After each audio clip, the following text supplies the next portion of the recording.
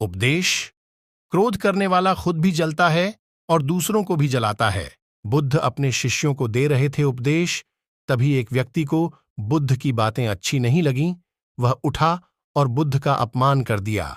बुरी बातों को बार बार याद करने से हमारी परेशानियां बढ़ती हैं, मन अशांत होता है। इसीलिए दुख देने वाली बातों को भूलकर आगे बढ़ना चाहिए। इस संबंध में गौतम बुद्ध का एक प्रसंग प्रचलित है। गौतम बुद्ध अलग अलग क्षेत्रों में भ्रमण करते और अपने शिष्यों को उपदेश देते थे। एक गांव में वे उपदेश दे रहे थे। बुद्ध ने कहा कि क्रोध ऐसी अग्नि है जिसमें क्रोध करने वाला खुद भी जलता है और दूसरों को भी जलाता है।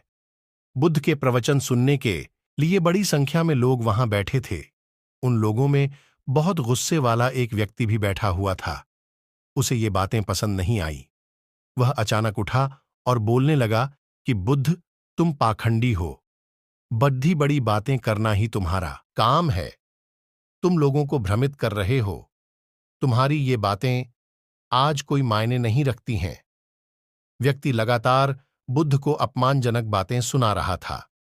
वहां बैठे सभी लोग ये देखकर हैरान थे कि बुद्ध ये सब शांति से सुन रहे थे, लेकिन कुछ बोल नहीं रहे थे। क्रोधी व्यक्ति बुद्ध को शांत देखकर और ज्यादा क्रोधित हो गया।